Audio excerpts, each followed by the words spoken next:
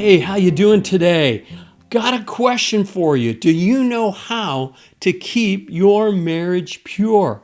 Do you realize that there's a lot of things in life that are trying to gradually sneak into your marriage to destroy it? Absolutely. So we're going to look at some of these threats to the purity of your marriage and give you some strategies on how to deal with them. Welcome to the Turn It Up Marriage Tips and Tools Show. Hi, I'm Kelly, pastor, police chaplain, marriage coach, and author of the book, Turn It Up, How to Have the Lifelong Marriage That You Really Want.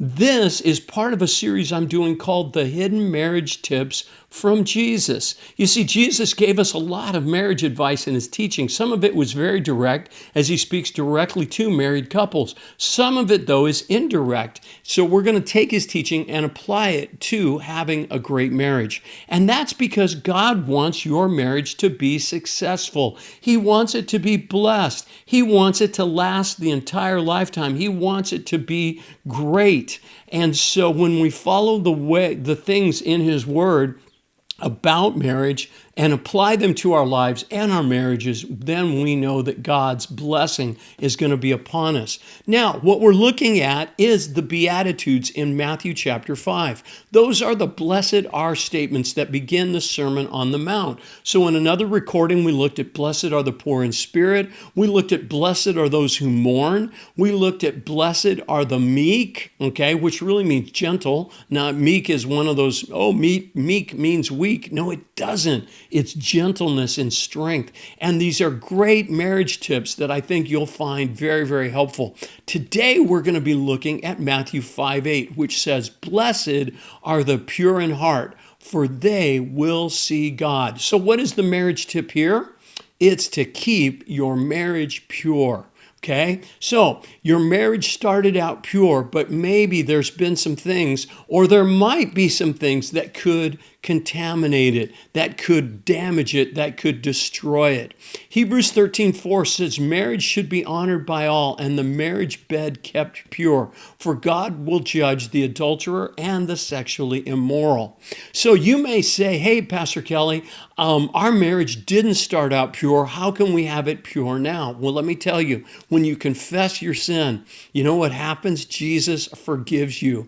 And even though physically or in reality, it has been contaminated, that contamination can be removed and you can walk in the purity that God has for you. God can give you a second chance. He can give you a new start in purity. And so the challenge for us to be married is to keep our marriage pure. It's not to make our marriage pure, but it's to keep it pure because of what God has for us. And by the way, God isn't trying to keep something from you that is going to bless you, that's going to be good for you. He is wanting to keep you away from things that will hurt and destroy. One of my favorite verses is John 10:10. Jesus said, "The thief comes to steal, kill, and destroy, but I came so that you may have life abundantly." You see, the devil wants to destroy your marriage. And absolutely, he wants to destroy the intimacy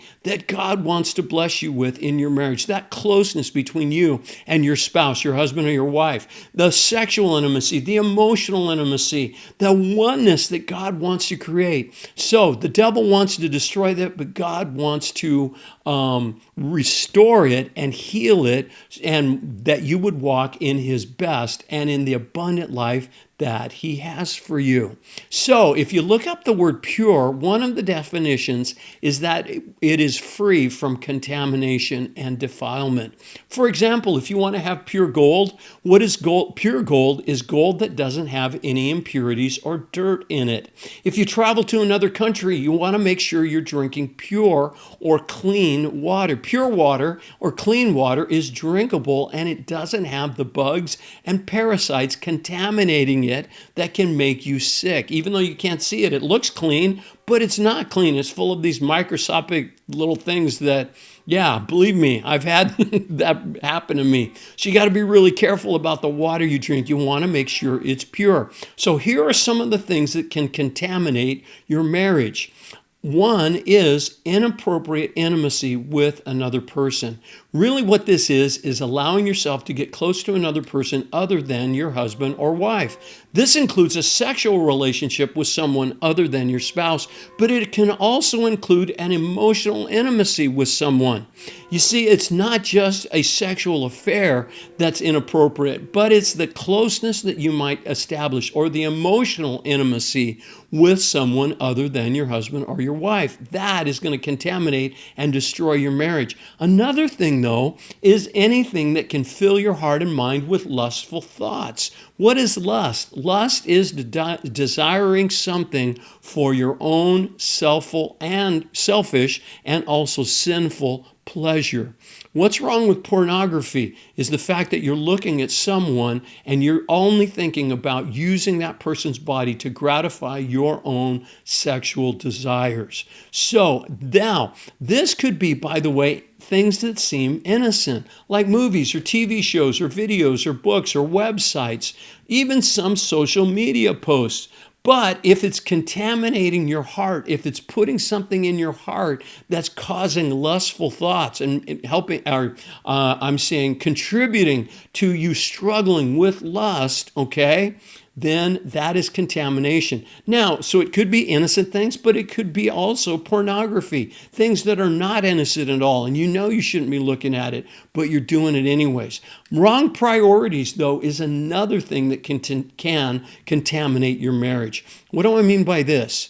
Did you know that you are betraying your spouse anytime you allow anything to be more important to you than your husband or your wife? So this could be your job, it could be your hobbies, it could be your friends, it could be anything. Certainly relationships that are inappropriate like we just talked about, but anything that's more important to you than your spouse is a betrayal, and that will contaminate your marriage.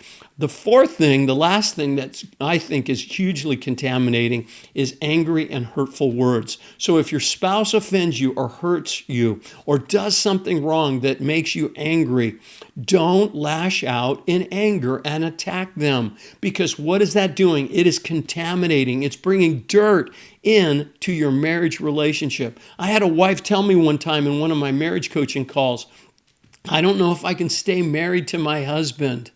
The damage is just too great. And what was that damage caused from? Did he cheat on her? No. Was he unfaithful to her? No. What was the damage she was talking about? The hurt that she experienced from his anger. So what can we do about this? I want to give you 4 suggestions. We got 4 problems. I want to give you 4 suggestions. Number 1, set boundaries and standards for yourself personally. For example, I have made it a practice never to be alone with someone of the opposite sex. The only person I allow that to happen with is my wife, or maybe my daughter or my granddaughter, but obviously it's not inappropriate to be with them. I'm not going to go out to lunch. I'm not going to go have coffee. Another thing is don't share personal information or feelings with someone other than your spouse. At work, keep those relationships professional. Now, obviously, if you develop a friendship with a coworker, yeah, it's okay to have that, but keep it at a surface level, a professional level, okay? And yeah, so don't spend a lot of time with that person, all right? The other thing, number 2, is be careful what you watch or read. Okay, and here is a great suggestion. I didn't make this up. I got this from a guy named Steve Arterburn. And the question is this, gentlemen, is ask yourself, what would my wife think about this?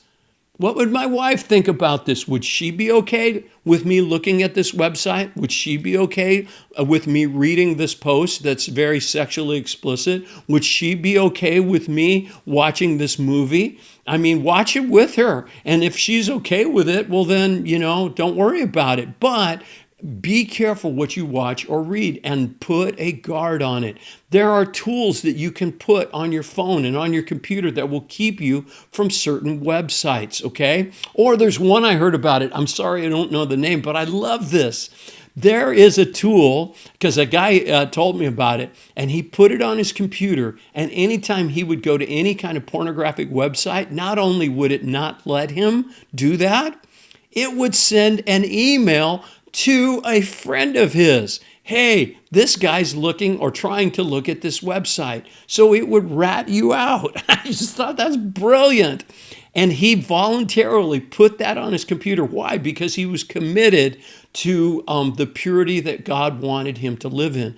And he was committed to the purity in his marriage, okay? And I did his wedding, and I'm so proud of what God is doing in their relationship. All right, number 3, prioritize your marriage and keep it the main thing in your life. An easy way to do that is to ask the connection question regularly. In my book, I have a whole chapter on how to do this. The connection question basically is, how's our connection? In other words, how is the strength? How would you rate the strength or the quality or the closeness of your relationship with your spouse? If you say, you know what, we're at a 3, well, that means you need to do something about it because you've let other things be the priority and not your marriage. If you're at a 7 or an 8 or a 10, awesome, celebrate that. But asking this question regularly will allow you to evaluate how am I managing the priorities in my life. I don't know about you, but next to my relationship with God, okay, and I love Jesus with all my heart, next to that, the most important relationship in my life is my wife, is with my wife. So that's how I think you're going to walk in God's blessing, is when you put your wife or your spouse before anything else other than your relationship with the Lord. Number 4 then, here's my last suggestion for you. Calm down before you confront if your spouse has offended you. You don't want to damage him or her with your words, so take a deep breath, walk aside. Walk away from the conversation. If you're starting to get heated and angry, have a drink of water. It works like magic. Calm down, and then once you're calm, now come back and confront. It is important to confront, and I've got other recordings on how to do this. But let me just tell you that if you want to keep your from contaminating your marriage with anger, learn to calm down before you confront. All right? So if you want to have a great marriage, follow this hidden tip from Jesus. Blessed are the pure in heart. Or in other words, blessed are those who keep their marriage pure. If you'd like some help putting this into practice, I would invite you to go to my website, which is turnitup.coach. You can book a call with me, and on this free clarity call, we'll talk about what's working, what's not, where you want your marriage to be, and how to get there. And you'll walk away from that call with a 3-step roadmap or a plan that you can implement to move forward and step into the blessings that God has for you and your marriage. You can also order a copy of my book there and check out the other resources that I have. Well, that's it from me today. I pray, here's my prayer for you. May God bless you, and may God bless your marriage. Thanks for watching this episode of the Turn It Up Marriage Tips and Tools Show. That's it for now. Bye-bye.